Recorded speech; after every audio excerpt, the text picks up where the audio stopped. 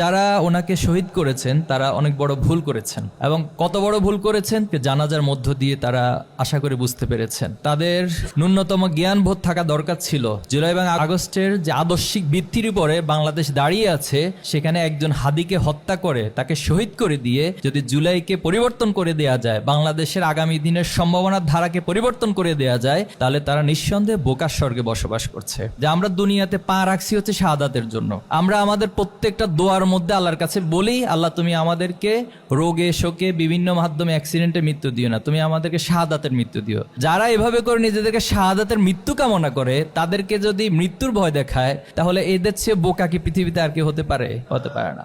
ওসমান বিন হাদি ভাইয়ের জন্য দোয়া করছে, আল্লাহ তাআলা ওনার শাহাদাতকে কবুল করে নিন, আল্লাহুম্মা আমিন। নিঃসন্দেহে ওনার বিষয়ে নতুন করে এখানে বলার কিছু নেই। সোশ্যাল মিডিয়ার কল্যাণে আপনারা ইতিমধ্যেই ওনার বক্তব্য, বিবৃতি এবং বিগত সময়ে উনি যে অবদান রেখেছেন ফ্যাসিবাদের বিরুদ্ধে, আধিপত্যবাদের বিরুদ্ধে যে বলিষ্ঠ কণ্ঠস্বর, রাজনীতির নতুন একটি ডাইমেনশন তিনি বাংলাদেশের মানুষের কাছে উপস্থাপন করে গিয়েছেন।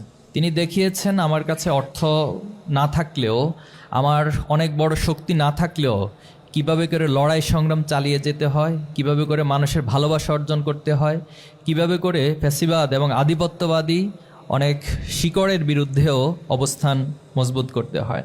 তো নিঃসন্দেহে এটি আপনারা সকলে জানেন যে পৃথিবীতে অ্যাক্টিভ এবং প্যাসিভ এই দুটি মোডে আসলে ক্ষমতা এবং পাওয়ার অ্যাপ্লিকেশনের জায়গাগুলোকে নিয়ন্ত্রণ করা হয়। অ্যাক্টিভ ফোর্সগুলোকে আমরা দেখি, বুঝতে পারি যে এটা হচ্ছে অ্যাক্টিভ ফোর্স, এরা এই কর্মকাণ্ড পরিচালনা করে।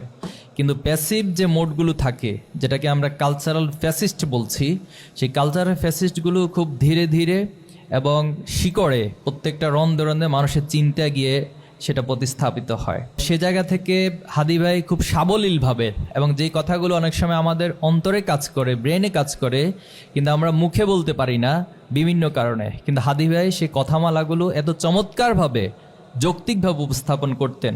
নিঃসন্দেহে আল্লাহ তাআলা ওনার এই কথাগুলোকে কবুল করেছেন। সবচেয়ে বড় বিষয় হচ্ছে গত কয়েকদিনের মধ্যে, অর্থাৎ শাহাদাতের ঘটনার আগে যে বক্তব্যগুলো তিনি দিয়েছেন রিসেন্টলি, প্রত্যেকটা বক্তব্য এত ন্যাচারাল এবং এত সাবলীলভাবে তিনি উপস্থাপন করেছেন। শাহাদাতের তামান্না এটা যে শুধুমাত্র মুখের বা বক্তৃতা বিবৃতির বিষয় নয়, এটা যে মানুষের অন্তর থেকে ফুটে ওঠে তার চরিত্রের মধ্য দিয়ে, তার কথার মধ্য দিয়ে, তার বডি ল্যাঙ্গুয়েজের মধ্য দিয়ে, সেটা হাদি ভাই দেখিয়ে গিয়েছেন।